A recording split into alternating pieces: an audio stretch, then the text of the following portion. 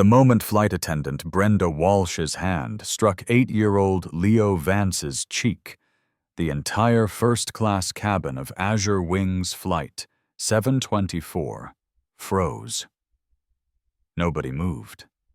Not the other flight attendants who shot panicked looks at each other, not the stunned passengers clutching their pre-departure drinks, not even the recycled air seemed to circulate. Leo's father, Elias Vance, America's first black trillionaire, slowly lowered his phone, his usually warm eyes darkening with a quiet, controlled rage. "You shouldn't have done that," he whispered, his thumb already dialing a number on his speed dial. Brenda smirked, completely unaware that her 20-year career in aviation had just imploded, along with something far greater and more sinister than she could possibly imagine. How could a single, impulsive slap in the rarefied air of first class expose a conspiracy of hate and privilege that would shake America's corporate world to its very foundations? Before we delve into this shocking, true story of discrimination, power, and ultimate justice, let me know where you're tuning in from. If you believe in standing up against injustice and exposing the prejudice that still lurks in the shadows of our society, smash that like button and subscribe for more eye-opening stories that the mainstream media often ignores. Elias Vance adjusted the cuff of his custom-tailored Brioni suit as he guided his children, 8-year-old Leo and 12-year-old Nina, down the expansive jet bridge toward Azure Wings Airline's flagship A380 aircraft for their flight from Chicago to San Francisco. Despite owning a fleet of private jets that could circle the globe, Elias occasionally flew commercial with his family. It was a way, he felt, to stay connected to the everyday experiences that his immense wealth might otherwise shield him from. His latest innovation in quantum computing had just propelled his net worth past the $1 trillion mark, a historic milestone that made him a global headline as America's first black trillionaire. Leo, a bundle of energy, bounced with excitement, clutching a new Cosmic Ranger action figure. Nina walked with a quiet confidence beside her father, already displaying the poise and sharp observational skills that would one day make her a formidable leader in her own right. As they arrived at the aircraft door, lead flight attendant Brenda Walsh's practiced, welcoming smile instantly evaporated. Her eyes narrowed, her gaze sweeping over their designer clothes and expensive luggage with unconcealed suspicion. "Coach boarding is from the rear entrance," she stated sharply, not bothering to even glance at the tickets in Elias's hand. Elias calmly held up their 3 first-class boarding passes. "We're in seats 1A through C," he said, his voice even. Brenda snatched the passes from his hand, scrutinizing them as if they were clever forgeries. Finding them legitimate, she reluctantly stepped aside with a tight-lipped, "Very well," then muttered just loud enough for them to hear, "Unbelievable. They'll let anyone fly up here with credit card points these days." As the Vance family made their way to their spacious seats, Elias noted the stark contrast in her behavior. A white family, dressed in expensive but less refined clothing, was greeted effusively, offered pre-flight champagne, and had their bags expertly stowed by the very same attendant who had treated his family with such disdain. "Daddy, why was that lady so mean to us?" Leo whispered, his innocent eyes clouded with confusion. "Some people, son, judge books by their covers no matter how glossy the cover is," Elias answered quietly, helping his children settle into their seats. He had built his empire by recognizing patterns others missed, and he immediately began to mentally document every interaction, every subtle slight. This was far from his first encounter with this brand of casual, insidious racism, even with his astronomical wealth. Money had bought him access to the world's most exclusive spaces, but it couldn't purchase respect from those who refused to see past the color of his skin. As other passengers boarded, Elias reflected on his long journey from the tough streets of Philadelphia's inner city. His single mother had worked 2 full-time jobs to keep him in a decent school where his prodigious mathematical talent had eventually opened the doors to scholarships. Even with degrees from Caltech and Stanford, venture capitalists had repeatedly refused to fund his early startups, their disbelief in his potential barely veiled. It wasn't until a blind submission process, where his ideas were judged solely on their merit, that his genius was finally given a chance. Every single step had required 10 times the effort of his white peers. Brenda and her junior colleague, Kevin Dunn, deliberately avoided the Vance family's section during pre-takeoff service. When she finally approached, she first attended to the white businessmen across the aisle, then the elderly couple seated behind them, before reluctantly turning her attention to the Vances. "Anything to drink before takeoff?" she asked flatly, her tone bored. "Apple juice, please," Leo requested politely, using the impeccable manners his father had so carefully instilled in him. Brenda's eyes rolled almost imperceptibly. She turned to Kevin and said, her voice carrying easily through the cabin, "It never fails. These people always want something extra. Just watch. They'll ask for the whole beverage cart next." Elias maintained his regal dignity, his face an impassive mask despite the indignation burning within him. Nina squeezed her father's hand, her young face tight with the understanding that she was witnessing something ugly and wrong. When Brenda returned, she carelessly thrust the plastic cup toward Leo. The cup tipped, spilling ice-cold water all over Elias's lap and his $6,000 suit. "Oh," Brenda said, her voice devoid of apology. "Your son needs to be more careful when he's grabbing for things." Elias calmly pressed the call button. The senior flight attendant on the crew, Kevin Dunn, arrived, his rank indicated by the additional stripes on his uniform sleeve. "Is there a problem here, sir?" Kevin asked, his eyes darting between Brenda's smug expression and Elias's soaked trousers.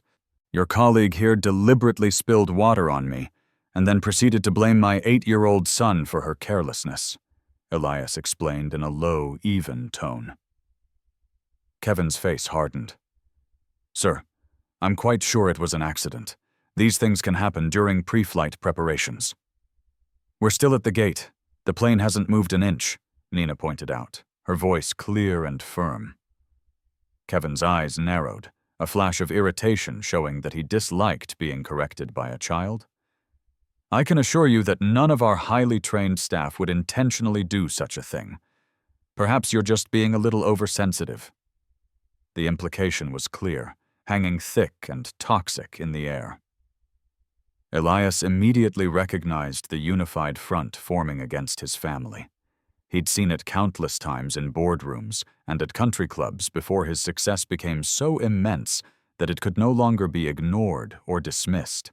He pulled out his phone and began calmly typing detailed notes, including names, times, and exact quotes.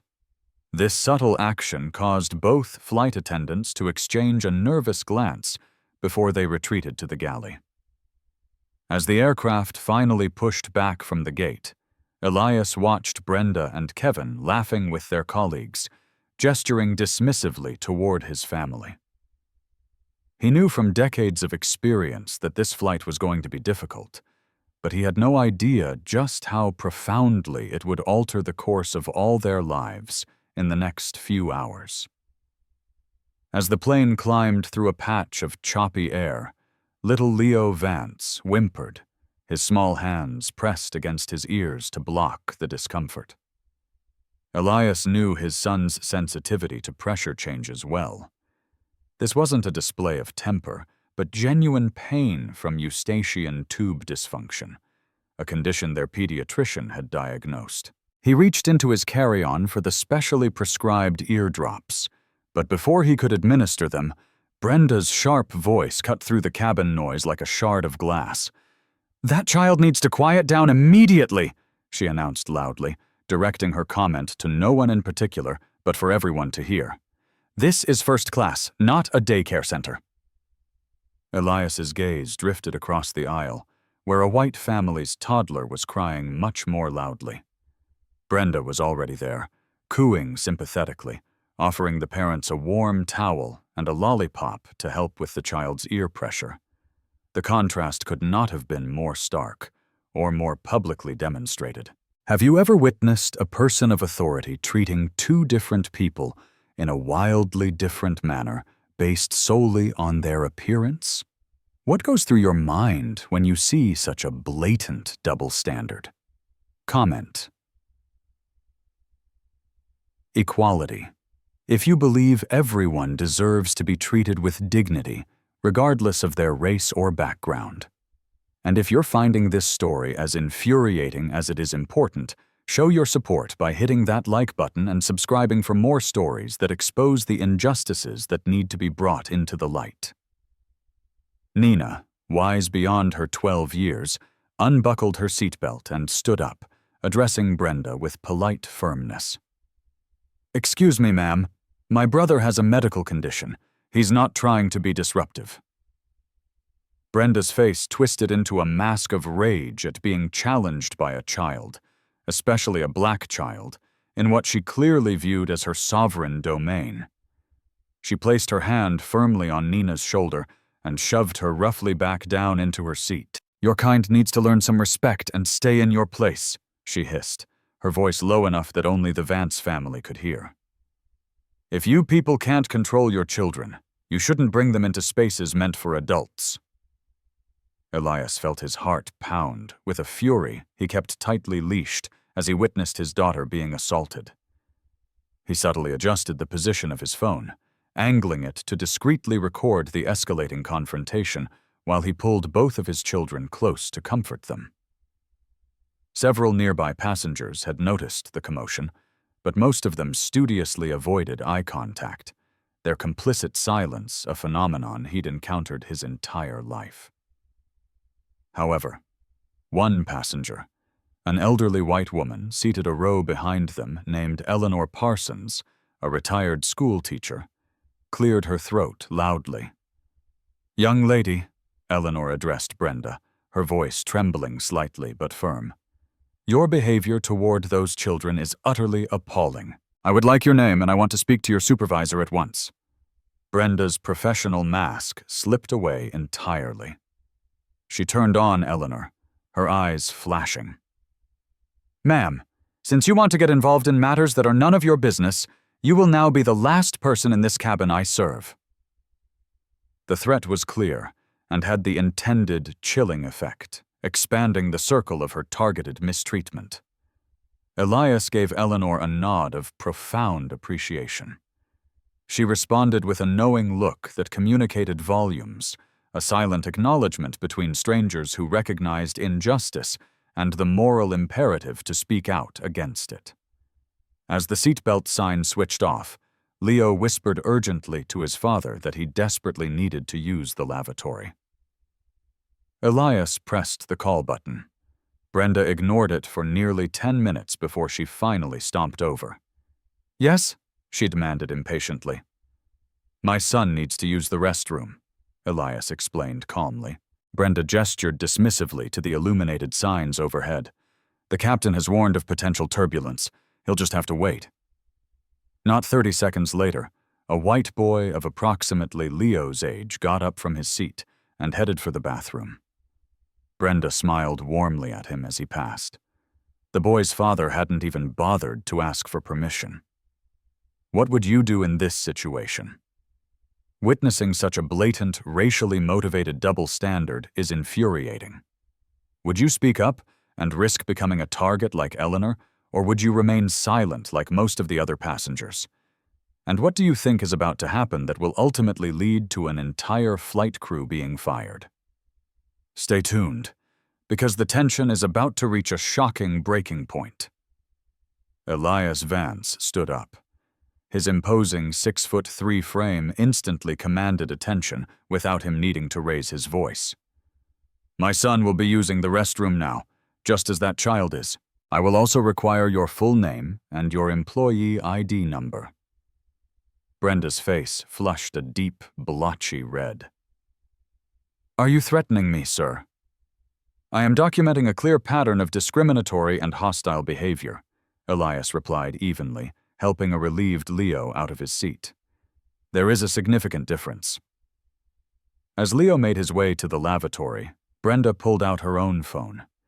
You keep this up, and I will have airport security meet this flight upon arrival.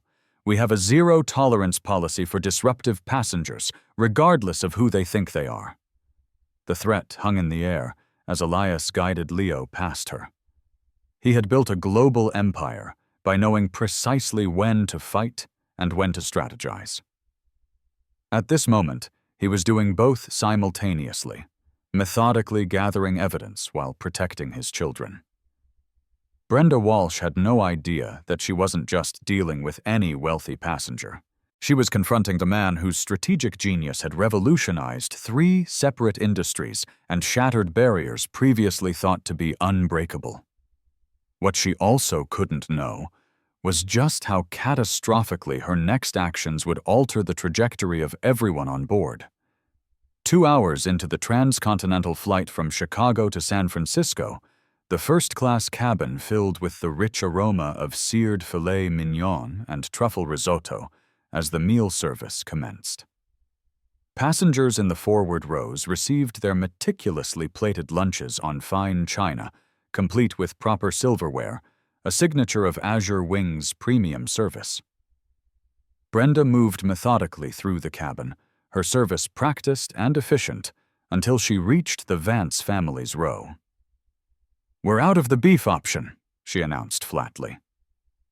Elias had clearly overheard her confirming to the passenger in the previous row that plenty of both the beef and chicken options remained. The chicken will be fine, Elias replied, his composure unwavering, honed by decades of enduring similar, demeaning treatment. When their meals finally arrived, a full 20 minutes after everyone else had been served, the disparity was blatant. Leo's chicken was visibly cold, the sauce congealed into an unappetizing film on the plate.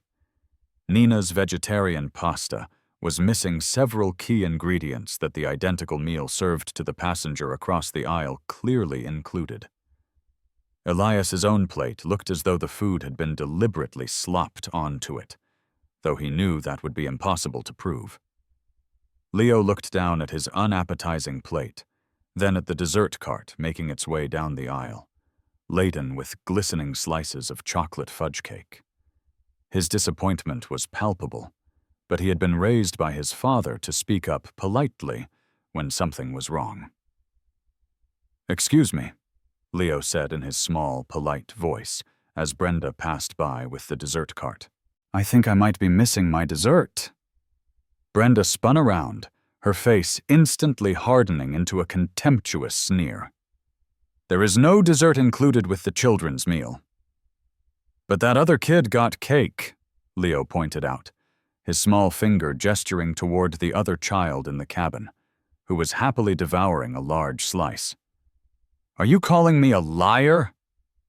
Brenda's voice rose, sharp and accusatory. "Or are you just another one who's trying to get something for free?" Several nearby passengers shifted uncomfortably in their seats. A businessman across the aisle cleared his throat. "Excuse me, the boy is right. The menu states that all first-class meal services include dessert." "Stay out of this," Brenda snapped at him before turning her venomous glare back to Leo. "This is exactly the kind of entitled behavior I would expect." Leo, his eyes welling with tears at the public humiliation, reached his hand out tentatively toward his father's untouched slice of cake on the tray table, seeking the small comfort of a shared treat. Like a viper, Brenda's hand shot out and slapped Leo's small fingers with a force that left an angry red welt across his knuckles. "Don't you touch what isn't yours!" she hissed. The cabin fell into a deathly, shocked silence. Several passengers gasped audibly. Leo's eyes overflowed with tears of both pain and humiliation, yet he fought to maintain the composure his father had taught him. Elias remained preternaturally still, his face a granite mask of control, while his mind calculated his next move with the lightning-fast precision that had made him a legend in the business world. "You hurt me," Leo whispered, a single tear escaping and tracing a path down his cheek. Something inside Brenda snapped at this simple, factual statement. Perhaps it was the calm dignity of a child she had expected to dissolve into a tantrum. Perhaps it was the weight of the increasingly disapproving stares from the other passengers. Whatever the trigger, her self-control shattered. Her hand lashed out again, this time striking Leo across his cheek with an audible crack that echoed through the stunned, silent cabin. "Don't you dare accuse me of anything, you spoiled little brat!" she spat, her face contorted with rage. Time seemed to stop. A woman behind them let out a small scream. Someone's wine glass tumbled to the floor. Leo sat frozen, utterly poleaxed, the red imprint of a grown woman's hand blooming angrily on his small face. Elias Vance had faced down hostile corporate raiders, battled systemic discrimination, and navigated outright hostility his entire life on his meteoric rise from the streets of Philadelphia to becoming America's first black trillionaire. He had always responded with cold, strategic precision rather than hot, reactive emotion. This supreme self-discipline had built his empire and broken countless barriers. But he had never, ever, witnessed someone physically assault one of his children. With a deliberate calm that belied the inferno of fury coursing through his veins, Elias pulled out his phone and pressed a single number on his speed dial. Brenda watched him, a smug, contemptuous expression on her face, clearly assuming he was calling some faceless customer service line where his complaint would be logged and promptly disappear into a corporate black hole. "Julian," Elias spoke quietly into the phone, his eyes never leaving Brenda's face. "It's Elias. I'm on Azure Wings Flight 724, Chicago to San Francisco. I need you to contact Chairman Sterling immediately. A flight attendant named Brenda Walsh just physically assaulted my son. Twice. I have the entire incident on video." Brenda's smirk faltered for a fraction of a second, but she quickly regained her confident, belligerent stance. "Sir, you aren't permitted to make phone calls during a flight," she said loudly, for the benefit of the nearby passengers. "And we don't appreciate passengers attempting to name-drop or make baseless threats." Elias simply held her gaze as he continued speaking into the phone. "Yes, I'll hold for the chairman." Then, turning his gaze back to Brenda, he added in a quiet, chilling tone, "You have no idea what you've just unleashed." Brenda rolled her eyes, convinced he was bluffing. She had dealt with entitled, difficult passengers who claimed to know people countless times. She had absolutely no way of knowing that Elias Vance's private equity firm owned a 22% stake in Azure Wings' parent company, or that Chairman Jonathan Sterling had personally flown to his office 2 years prior to beg for his investment during the airline's near-fatal financial crisis. As Brenda strutted away, whispering animatedly with her colleagues and casting disdainful looks back at the Vance family, Elias gently tended to his son's reddened face and hand with a cool cloth. The quiet dignity with which this powerful man comforted his injured child stood in stark, glaring contrast to Brenda's uncontrolled, venomous rage. Several passengers were now openly recording the aftermath on their phones, their earlier reluctance to get involved incinerated by the unconscionable sight of a uniformed adult striking a child. What none of them, not even the belligerent Brenda, could possibly realize yet, was that this single, violent moment would trigger a catastrophic cascade of events. It would expose not just one flight attendant's deeply ingrained racism, but an entire corporate conspiracy of hatred and privilege that reached into the highest echelons of America's business elite. The ground was about to shift beneath all their feet. Elias Vance cradled his son Leo close, whispering soft reassurances while pressing a cool, damp napkin against the child's blossoming bruise. Nina, displaying the fierce protective instinct of an older sister, held her brother's other hand tightly and glared daggers toward the galley where Brenda Walsh had retreated with her colleagues. The cabin remained eerily quiet, the air thick with the unprocessed shock of passengers who had just witnessed a uniformed airline employee strike an 8-year-old child in first class. In the galley, Brenda showed no sign of remorse as she huddled with lead flight attendant Kevin Dunn and 2 other crew members. Their hushed conversation was still clearly audible to several passengers seated nearby. "Can you believe the nerve of that guy?" Brenda scoffed, smugly adjusting her uniform. "Acting like he's someone important, threatening to call the chairman. Give me a break." And Kevin Dunn shifted his weight, his eyes darting nervously toward the Vance family. "Brenda, do you know who that is?" "Some rich guy who thinks the rules don't apply to him and his bratty kids," Brenda replied, dismissively. "That's Elias Vance," Kevin whispered urgently. "The tech billionaire. Actually, I read somewhere he's worth $1 trillion now." A brief flicker of uncertainty crossed Brenda's face, but it was quickly replaced by a hardened, resentful resolve. "So what? A guy like that gets that rich? They always play the race card when they don't get fawning special treatment. I've been flying this route for 20 years. Nothing is going to happen to me."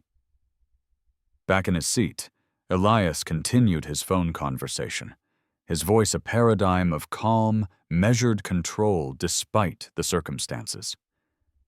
Leo had finally stopped crying, but he remained pressed tightly against his father's side, the child's usual bright-eyed exuberance completely extinguished.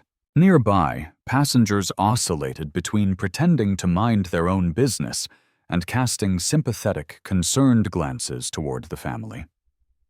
Exactly 22 minutes after Elias had made his call, the plane's intercom crackled to life. "Ladies and gentlemen, this is Captain Miller speaking. I have just received instructions from our Central Operations Center in Dallas. We will be diverting to Denver International Airport for an unscheduled landing. This is due to an urgent administrative matter on board. We expect to be on the ground in approximately 40 minutes. We sincerely apologize for any inconvenience this may cause." A confused, anxious murmur spread through the cabin. Brenda emerged from the galley, her face flushed, but her stance stubbornly defiant as she marched directly to the Vance family once more. "I hope you're happy," she seethed, leaning down menacingly toward Elias. "Inconveniencing over 400 people with your petty complaints." Elias regarded her with a calm, almost pitying look. "The only person responsible for this diversion, Ms. Walsh, is you." "Oh, please," Brenda sneered, her voice loud enough for all the surrounding passengers to hear. "You people always think you're being targeted. Maybe if you'd taught your children some manners instead of crying racism every time someone dares to correct their behavior, none of us would be in this situation." Several passengers audibly gasped at the unmistakable racial dog whistle. Eleanor Parsons, the elderly teacher who had defended them earlier, immediately slammed her call button. Brenda ignored it, her full, venomous attention fixed on Elias. "I know what you're doing," she continued, her voice dripping with contempt. "Recording everything on your little phone, trying to set yourself up for a big fat settlement. Well, it won't work.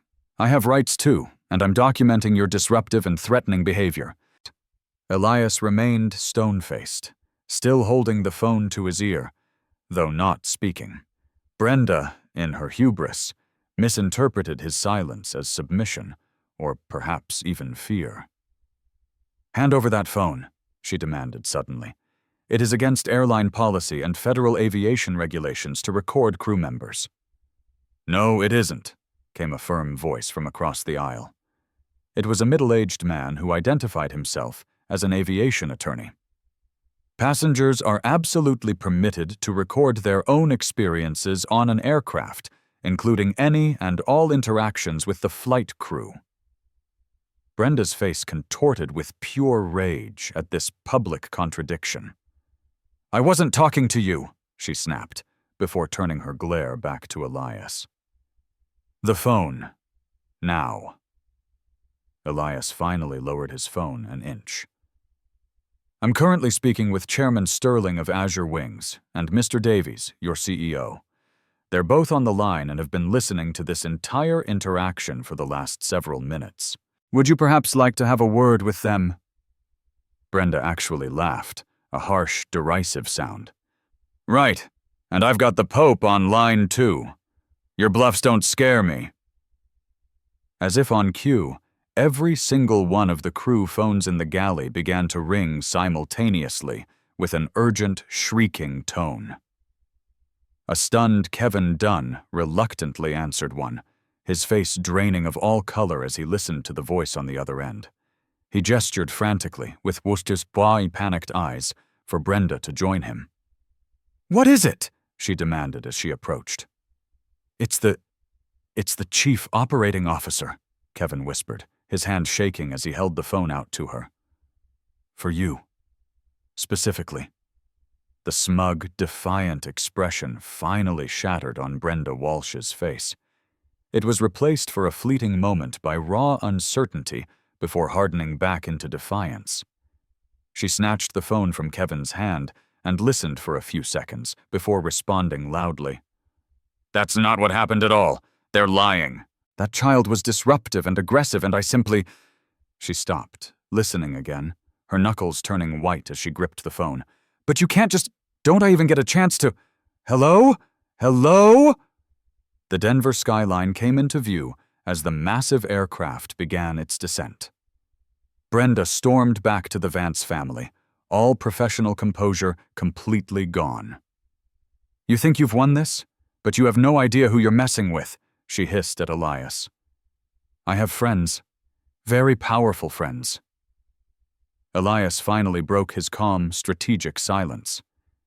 "Ms. Walsh, for your own sake, I strongly suggest you stop talking immediately."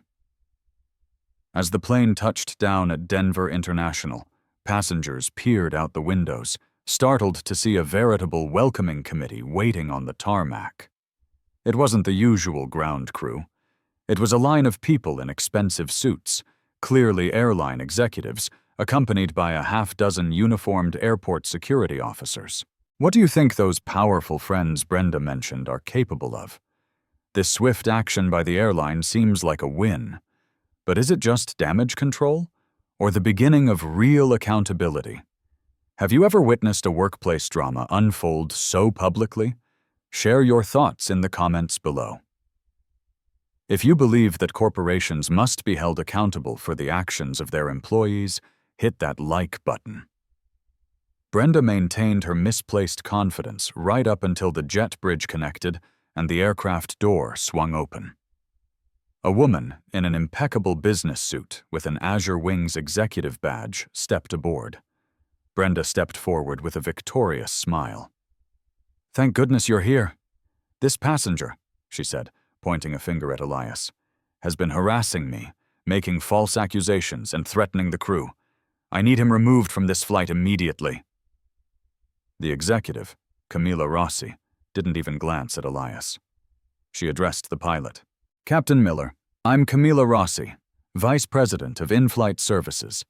Per corporate directive, I need your entire cabin crew to deplane immediately with all your documentation. A replacement crew is on standby." Brenda's face crumpled in confusion. "Wait, what? We're being deplaned? But what about them?" She pointed an accusing finger at the Vance family.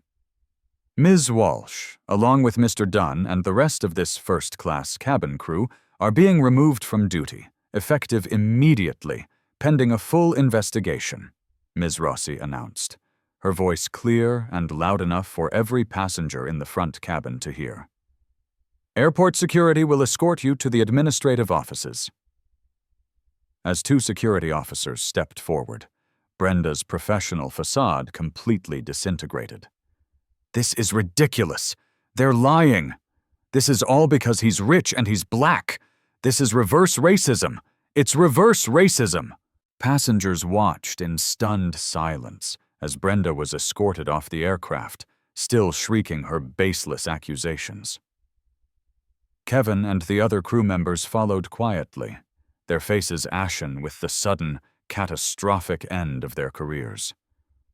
Through the windows, the passengers could see a fresh, new crew making their way across the tarmac. "Ladies and gentlemen," Camilla Rossi addressed the cabin, her voice calm and authoritative. "On behalf of Azure Wings Airlines, I extend our most sincere and profound apologies for this unacceptable incident and for the delay in your journey. A new flight crew will be taking over to ensure your safety and comfort for the remainder of the flight to San Francisco. We will be providing details of the compensation you will all be receiving before your arrival." She then approached the Vance family directly, kneeling down to be at eye level with Leo. "Young man," she said softly, "on behalf of every single person at our company, I want to personally apologize for your experience today. What happened to you and your family was inexcusable, and it does not reflect the values we stand for." As the replacement crew boarded, bringing with them fresh meals and premium amenities for every single passenger, Elias Vance watched the proceedings with a measured satisfaction. The immediate response from the airline was appropriate, a textbook case of crisis management. But he knew from long, hard experience that systemic problems rarely, if ever, had such simple solutions. What none of the other relieved passengers could possibly know was that this dramatic incident was far from over. It was merely the end of the beginning. In the terminal, as the plane refueled for its onward journey, Brenda Walsh broke away from her security escort. She sprinted toward the massive terminal windows overlooking the aircraft, her face a grotesque mask of pure rage. She began pounding on the thick glass, pointing a shaking finger directly at Elias and shouting words that the passengers couldn't hear but could easily read on her lips. Vile racial slurs and violent threats that shocked even those who had already witnessed her abhorrent behavior. Airport security quickly swarmed and restrained her, but not before dozens of passengers had captured the unhinged tirade on their phones. As she was finally dragged away, kicking and screaming, her eyes met Elias's through the glass. In that single, chilling moment, Brenda Walsh seemed to finally realize that her 20-year career was gone forever. What she couldn't possibly fathom was that this was merely the first, small domino to fall in a sequence of events that would ultimately expose a web of corruption reaching into the highest echelons of corporate America. The powerful friends she had bragged about were real, and they were about to enter the fray. The new professional flight crew served the Vance family with impeccable courtesy and genuine kindness as the plane finally took off from Denver for San Francisco. Yet Elias's mind was already racing miles ahead, analyzing the incident not as an isolated case of one employee's bigotry, but as a critical data point in a much larger, more troubling pattern. His instincts, the very same instincts that had built his technology empire from the ground up, were screaming that something much more significant was happening just beneath the surface. Brenda's final, desperate threat about her powerful friends hadn't felt like the empty bluff of a terminated employee. It had felt like a warning, one he would soon discover was all too terrifyingly real. As Azure Wings Flight 724 finally touched down at San Francisco International Airport, news crews were already assembled on the tarmac, their cameras aimed at the aircraft. Word of the incident, amplified by videos from passengers during the Denver stopover, had spread like wildfire across social media platforms worldwide. Elias calmly guided his children through the bustling terminal. Leo was still subdued, holding tightly to his father's hand, while Nina walked protectively on her brother's other side, her young face set with a grim determination. Have you ever seen justice delivered so swiftly and decisively? This seems like a clear-cut case, but we're only just beginning to peel back the layers of a much deeper problem.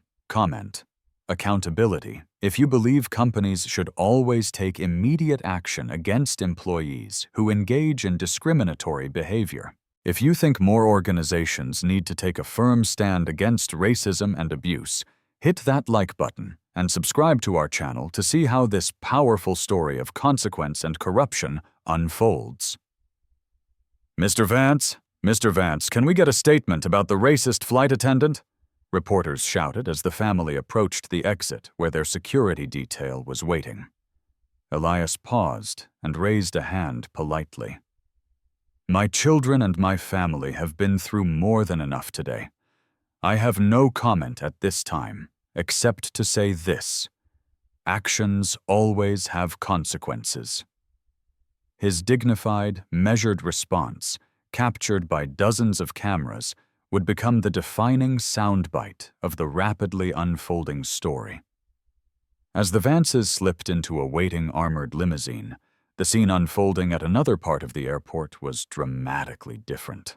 Brenda Walsh, still in her Azure Wings uniform, but now stripped of her company credentials, stormed through the employee exit after being formally processed for immediate and indefinite suspension. Her face was blotchy and streaked with tears, but her eyes burned with a fiery indignation, not a shred of remorse. "This is a complete witch hunt," she shouted at the human resources representative who had conducted her tense exit interview.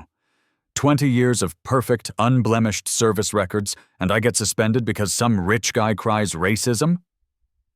The HR representative, a young black woman who had maintained a calm, professional composure throughout Brenda's increasingly hostile and racist tirade, simply replied, "Ms. Walsh, your suspension is based on multiple corroborated passenger accounts and clear video evidence of you physically striking a minor. Race has nothing to do with our company's absolute zero-tolerance policy on the physical assault of a child." Brenda's new lawyer, a slick, silver-haired man named Arthur Croft, with an expensive suit and cold, calculating eyes, placed a restraining hand on his client's arm. "We will be vigorously pursuing claims of wrongful termination, defamation of character, and severe emotional distress," he informed the HR representative in a smooth, menacing tone. "My client was simply doing her job, maintaining order and safety in a very difficult and escalating situation created by an unruly passenger." As they exited the building, Brenda was startled to see the Vance family's limousine pulling away from the adjacent private terminal. In a moment of sheer irrationality, she broke free from her lawyer's grasp and sprinted across the active pickup lanes, narrowly dodging a speeding taxi as she raced toward the departing vehicle. "You think you can ruin me?" she screamed, pounding her fists on the limousine's thick, tinted window as it slowed to make a turn. "You people are all the same. You use your money, and you cry victim to get whatever you want." Inside the vehicle, Leo shrank back against his father as the woman who had struck him continued her unhinged tirade, now spewing a torrent of vile racial slurs that made Nina gasp. Elias calmly pressed a button on his phone console, activating the vehicle's exterior microphones and cameras, capturing every hateful word and crazed gesture of Brenda's public meltdown. Airport security officers quickly converged on the scene, pulling a struggling Brenda away from the vehicle. "Ma'am, you're creating a serious disturbance," one officer said firmly. "Do you know what he did to me?" Brenda shrieked, gesturing wildly at the limousine as it pulled smoothly away into traffic. "He got me fired! Over nothing! All because he's rich and he's black!"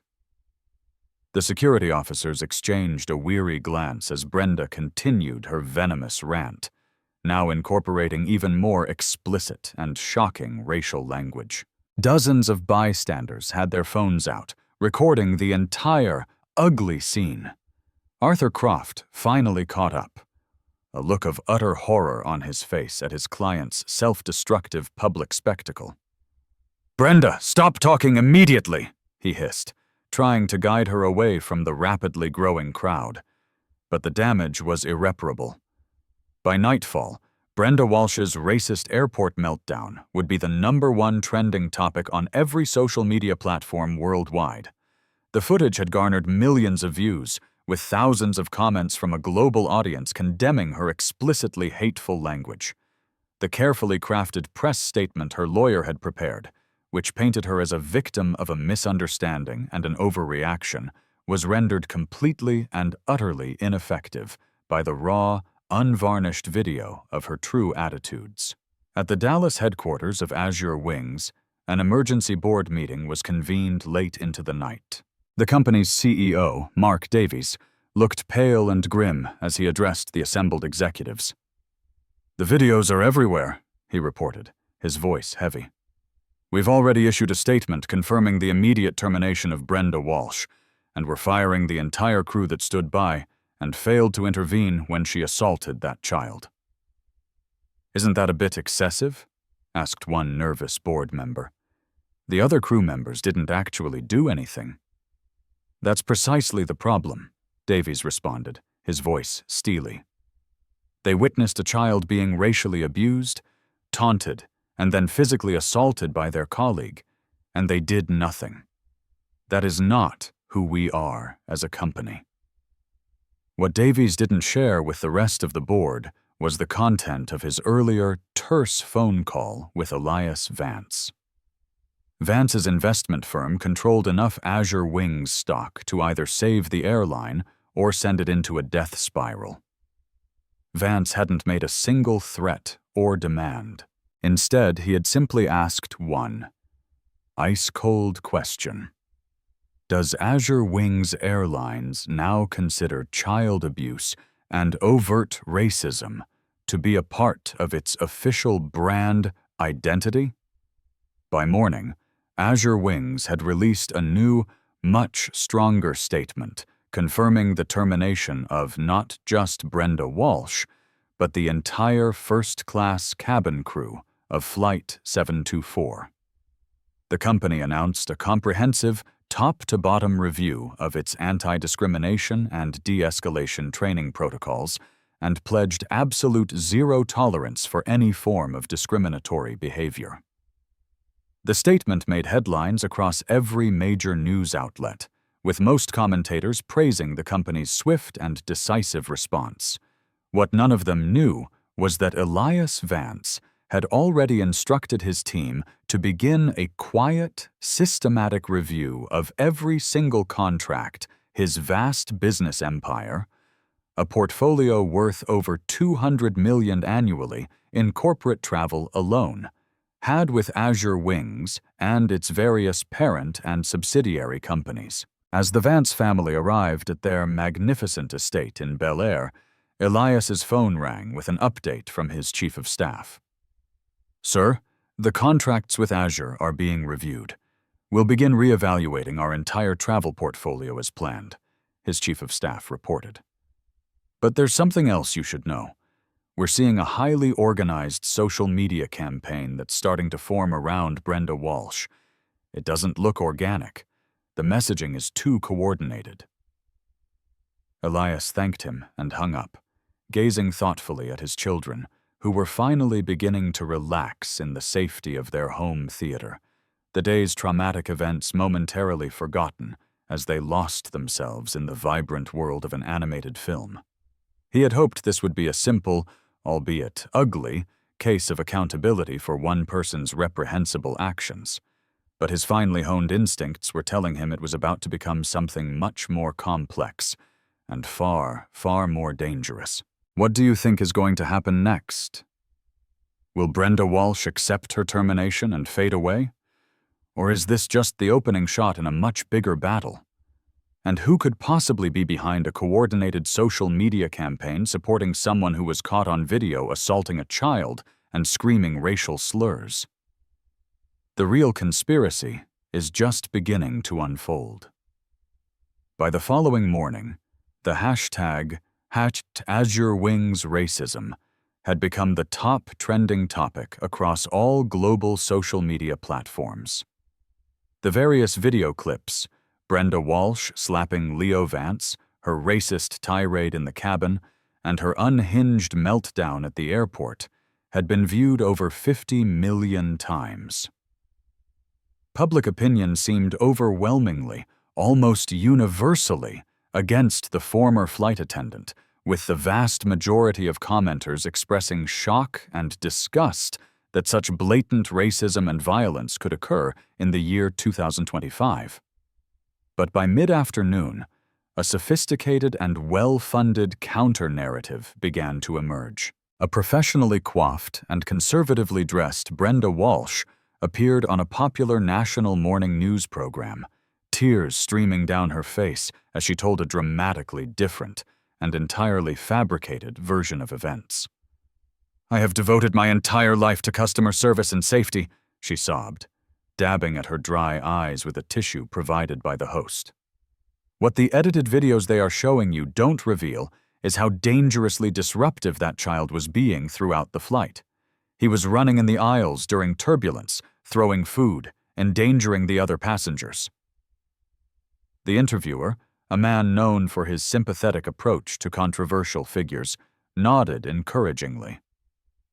"And you're saying that the child's father, the billionaire Elias Vance, then used his immense wealth and power to have you summarily fired without any due process?" "Exactly." Brenda nodded vigorously, her performance masterful. 20 years of perfect, glowing service records thrown away because a powerful man played the race card. What about my rights? What about the fact that I'm a single mother with 2 kids and a mortgage to pay?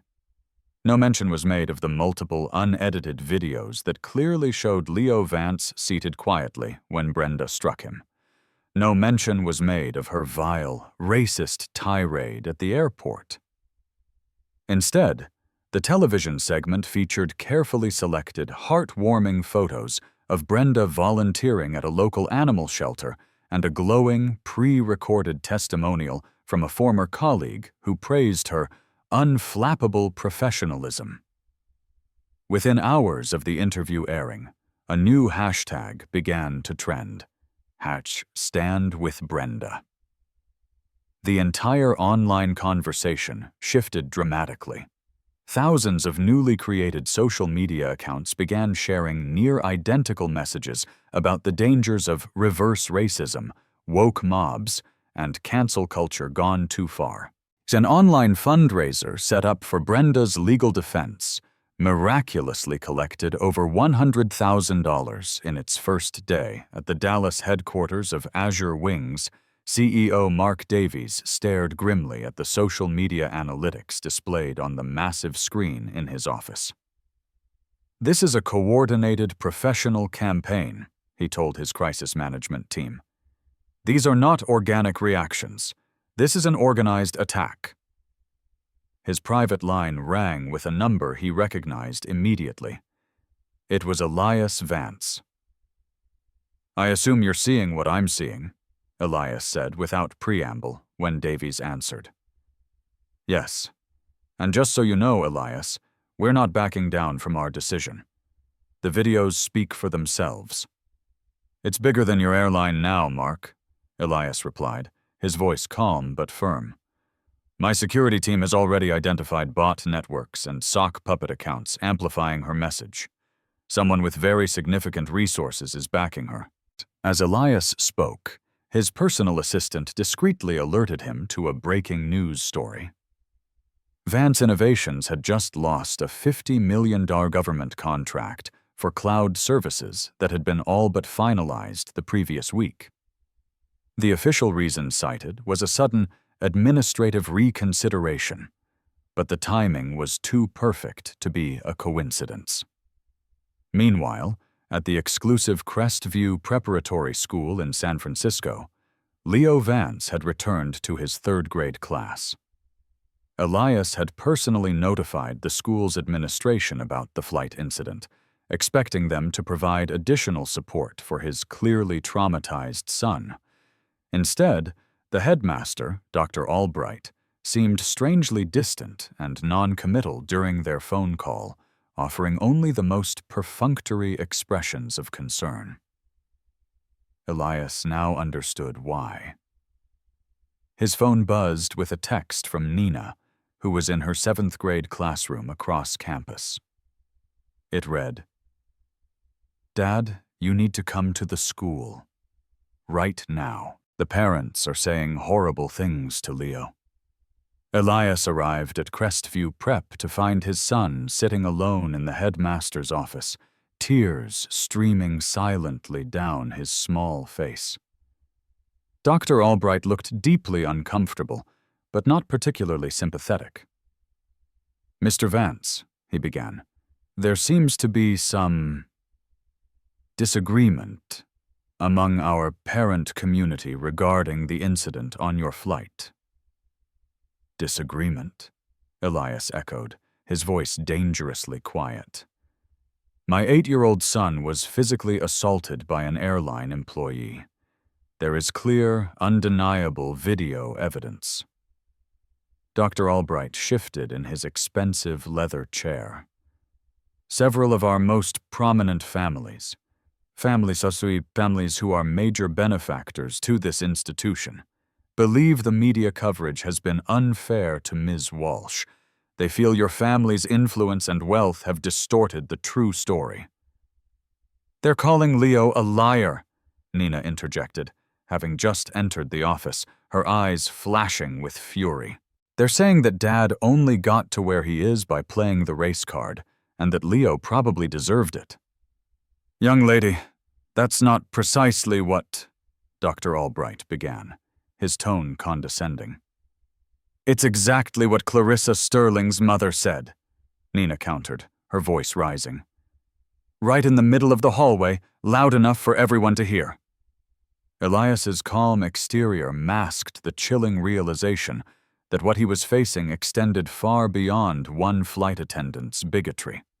The coordinated nature of the online backlash, the sudden and suspicious government contract cancellation, and now the school administration's thinly veiled hostility, it all pointed to something far more organized and systematic. "Dr. Albright," Elias said quietly, "are you suggesting that my children are no longer welcome at Crestview Preparatory School?" The headmaster's pained expression confirmed Elias's suspicion before he even spoke. "Mr. Vance, perhaps it would be for the best, for everyone, if Leo and Nina took some time away from campus until this unfortunate media attention dies down." In other words, Elias thought, protect the wealthy white families from the uncomfortable reality of racism, rather than protect the black children who are actually being victimized by it. It was a depressingly familiar pattern, just playing out in a new, more expensive setting. As the Vances left the school, where reporters had somehow already gathered at the main gates, Elias ushered his children into their waiting car as a barrage of shouted questions followed them. "Mr. Vance, how do you respond to the allegations that you fabricated the assault claims? Is it true you threatened to buy Azure Wings Airlines and fire everyone if Ms. Walsh wasn't immediately terminated? Did you offer Crestview Prep a massive donation to cover up your son's behavioral issues?" The questions were so specific, so precisely targeted, so perfectly aligned with Brenda Walsh's false narrative, that Elias knew with absolute certainty they could not be a coincidence. Someone was orchestrating a comprehensive, multi-pronged campaign to discredit him and, by extension, to delegitimize any and all claims of racial discrimination. Back at his corporate headquarters, Elias's deepest suspicions were confirmed. His chief security officer, a formidable ex-Mossad agent named Zara, showed him a disturbing pattern of online activity. "These aren't just random supporters, Mr. Vance," she explained, pointing to a complex network diagram on her screen.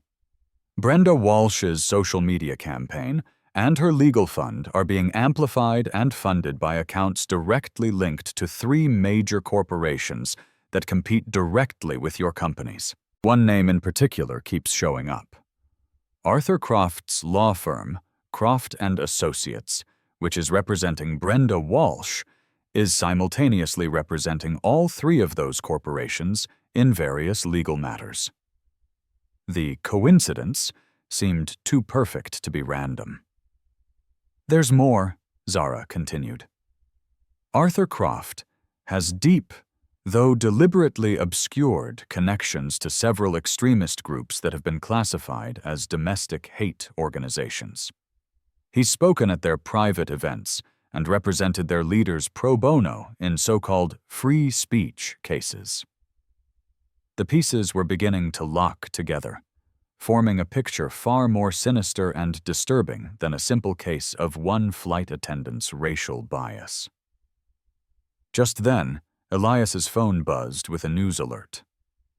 Kevin Dunn, the lead flight attendant from the Azure Wings flight, had just released a public statement through Croft's law firm. In it, he claimed that the video of Brenda slapping Leo had been deceptively edited, and that it was actually Elias Vance who had been the real aggressor during the incident. The claim was patently absurd on its face. The unedited, multi-angle videos from other passengers clearly showed the entire, unvarnished interaction.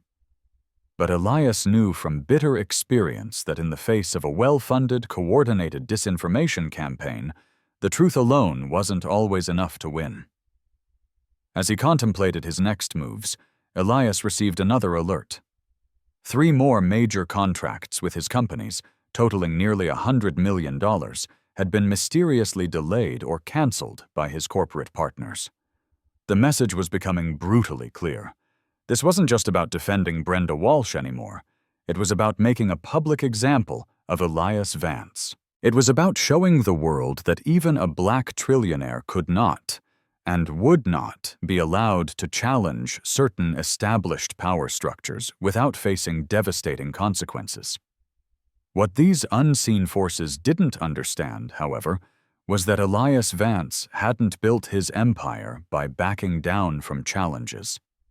He had succeeded in business, not despite the obstacles placed in his way because of his race, but because those obstacles had forced him to become more strategic, more thorough, and infinitely more resilient than any of his competitors. If someone wanted to use this incident to teach a lesson, they had chosen the wrong student. Elias Vance calmly opened his laptop and began composing an email to his executive war room. The subject line was simple and direct: comprehensive response strategy. The real battle was just beginning. The mahogany-paneled conference room of Croft & Associates exuded generations of old money and deeply entrenched power. Brenda Walsh sat nervously at the end of the massive, polished table, looking distinctly out of place despite her new designer outfit, which had been purchased with a small portion of the proceeds from her rapidly growing legal defense fund. Arthur Croft, her attorney, adjusted his solid gold cufflinks as he addressed his assembled team of lawyers and public relations specialists. "The wrongful termination suit against Azure Wings is just the opening salvo," he announced, his voice smooth and confident. "We are positioning Ms. Walsh as the tragic victim of woke culture and cancel society, a hard-working, patriotic American woman who was sacrificed on the altar of political correctness to appease a powerful black man throwing his weight around. Brenda nodded along, becoming increasingly comfortable and adept at playing this role, which completely absolved her of any personal responsibility. "They didn't even give me a chance to tell my side of the story," she added, perfectly reciting the talking point she'd been coached on all morning. What she didn't notice was the meaningful, subtle glance exchanged between Arthur Croft and Clarissa Sterling, a sharply dressed woman whose powerful family name adorned university buildings and hospital wings throughout the country. The Sterlings were not just prominent figures in society, they were the majority shareholders in Apex Dynamics, Elias Vance's chief corporate rival. "Our internal polling shows significant traction with the reverse racism angle," reported the lead PR director. "We already have 3 U.S. senators prepared to make public statements about the dangerous precedent of allowing wealthy, powerful individuals to destroy the livelihoods of working-class Americans over mere perceived slights." The lawsuit Brenda had filed that morning made headlines on every major network. The official complaint painted her as a dedicated, compassionate professional who had gently tried to redirect an unruly, aggressive child, only to have her stellar 20-year career destroyed by a vindictive, racially motivated overreaction. The suit demanded $40 million in damages for wrongful termination, defamation of character, and emotional distress. The dollar amount was deliberately provocative, strategically designed to generate maximum public outrage. It worked perfectly. By lunchtime, conservative media commentators were devoting entire segments to the case, framing it as the perfect emblem of everything wrong with modern America. "This is what happens when we elevate people based on identity politics instead of merit," declared one popular pundit to his millions of viewers. "A man becomes a trillionaire through diversity initiatives and sweetheart government contracts, and then he uses that unearned power to crush a working-class single mother for simply doing her job." The narrative was as demonstrably false as it was brutally effective. Elias Vance had built his fortune through revolutionary technological innovations and shrewd business acumen, entirely without government assistance or diversity programs. But the highly coordinated and well-funded messaging campaign was successfully creating an alternative reality, a false narrative that millions of viewers were beginning to accept as the gospel truth. Elias watched these developments with a cool, analytical detachment from the war room he had established in his home office, where he had gathered a formidable response team of his own. "They're not just defending Brenda Walsh," he observed to his team. "They're using this isolated incident to attack the very concept of anti-racism itself." His general counsel nodded grimly. 6 more corporate contracts have been canceled this morning, all with companies that have deep financial ties to the Sterling family or their known associates. This is a coordinated economic assault. "And the situation at the school has escalated," added Elias's chief of staff. "Crestview Academy's board has just voted to formally suspend Leo and Nina, pending a full investigation into their on-campus behavior. 3 other prominent families have now withdrawn their children, citing that they no longer feel safe with your children at the school." Elias absorbed this flood of alarming information with the same calm, unnerving precision that had guided his ascent from abject poverty to unprecedented wealth. Where others might have seen only a series of devastating attacks, he recognized a clear pattern that was revealing his opponent's strategy, and, more importantly, their hidden vulnerabilities. "They're attempting to isolate us, both socially and economically," he concluded, his voice even. "These are classic tactics used against anyone who dares to challenge deeply entrenched power. But they have made 3 critical and ultimately fatal errors." He stood and approached the large digital whiteboard where his team had been meticulously mapping the intricate connections between Brenda Walsh, Arthur Croft, the Sterling family, and the various media outlets and political figures who were amplifying their false narrative. "First," he said, tapping the screen, "they assumed I would respond to their attacks emotionally rather than strategically. Second, they have dangerously underestimated how much evidence we have already quietly gathered. And third," a slight, confident smile touched his lips, "they forgot to check what other companies I own." Elias gestured to his chief technology officer. "Activate Protocol Veritas." The CTO nodded and began typing rapidly on his laptop. Within minutes, every major social media platform lit up. Authenticated, time-stamped video from multiple different angles capturing the entire flight incident was simultaneously released. This included crystal-clear footage that hadn't previously been made public. The videos came with a forensic certification of their authenticity from 3 different independent labs, leaving absolutely no room for any further claims of deceptive editing. Simultaneously, a small independent media company that Elias secretly owned released a bombshell investigative report. It meticulously documented Brenda Walsh's long history of customer complaints at Azure Wings, which were found to be disproportionately filed by passengers of color. Several former Azure Wings employees, their identities protected by anonymity, described a clear and repeated pattern of similar biased behavior from Brenda that had been repeatedly overlooked and often actively buried by a specific manager in the HR department. But Elias's most brilliant and effective countermove targeted the financial infrastructure that was propping up Brenda's entire campaign. His financial intelligence team had traced the primary funding sources for her suddenly enormous legal defense fund back to a series of opaque shell companies.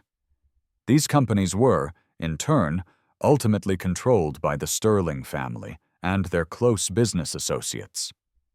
"Release the financial analysis," Elias instructed his communications director.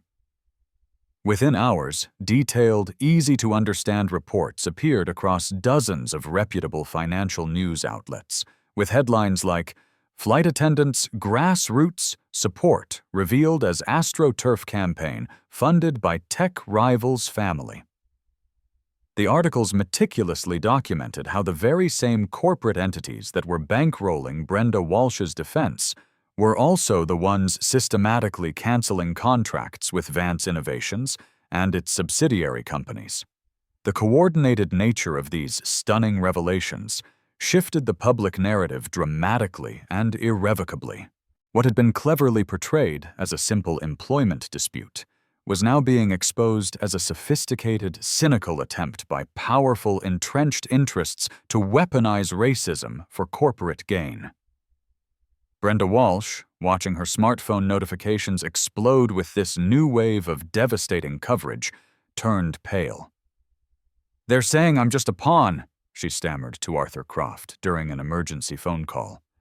"They're saying I'm being used by billionaires in some kind of corporate war." Croft's usually composed, arrogant demeanor showed clear cracks of concern. "Stay on message, Brenda," he instructed firmly. "You are the victim here.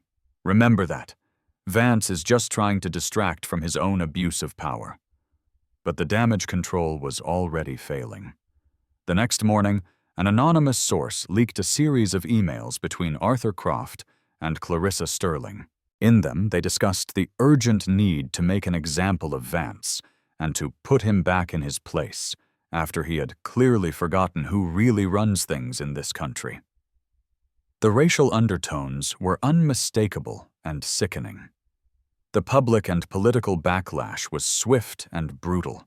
The 3 senators who had so publicly supported Brenda quickly and clumsily tried to distance themselves from the case. Her online fundraising completely flatlined as donors began to question whether their contributions were actually supporting a wronged working-class woman or just funding a corporate proxy war. Elias's brilliant, multi-pronged strategic response had successfully exposed the broader, uglier agenda lurking behind Brenda's lawsuit. But he knew his opponents were powerful, deeply entrenched, and unaccustomed to losing. Their counterattack came from a direction he had not anticipated, and it was far more personal and cruel. Leo, still deeply traumatized by the original assault and his subsequent shunning at school, had been seeing a highly recommended child therapist to help him process his experiences. After a particularly difficult session, Elias found his son in tears, clutching his tablet. "What's wrong, buddy?" Elias asked gently. "The kids at school," Leo sobbed, his small body shaking. "They're sending me messages. They're saying I lied about everything, that I hit the lady first and she was just defending herself." Elias took the tablet and found dozens of vicious, cruel messages that had been sent to Leo from his classmates, all of them clearly parroting the hateful, false language they were hearing from their parents. The coordinated bullying campaign had moved beyond attacking the adults and was now directly targeting an 8-year-old child who was already suffering from severe trauma. For the first time since the incident began, Elias Vance felt his carefully maintained composure crack. He had faced down discrimination and bigotry his entire life, developing sophisticated strategies to overcome barriers and succeed despite them. But seeing his own children suffer so profoundly for the simple fact of existing in their own skin awakened something deep and primal in him that went far beyond his strategic business mind. As he held his sobbing son, Elias's secure phone rang with news that would transform the conflict yet again. It was Zara, his chief security officer. Her voice was urgent. "Sir, we've traced the source of the hateful emails attacking Leo. They aren't just from his classmates' homes. The bulk of them are coming from inside Crestview Academy's administration building." The chilling realization dawned on him. This wasn't just about Brenda Walsh, or even about a corporate rivalry anymore. The Sterlings and their allies were willing to actively participate in the psychological torture of a child just to maintain their precarious position at the very top of America's social and economic hierarchy. For people like them, a black trillionaire wasn't a sign of progress. He was a dangerous anomaly that threatened the very system they had built and benefited from for generations. Elias Vance had always operated within that system, finding clever ways to succeed despite its inherent biases. Now, in this moment of profound pain and clarity, he realized the system itself needed to be exposed, dismantled, and rebuilt. With a newfound ironclad determination, he initiated the next phase of his response, a comprehensive, no-holds-barred investigation into just how deep and how wide this network of corruption and racial animus truly extended. What he was about to uncover would shock even him, a man who thought he had seen and understood the true face of American power.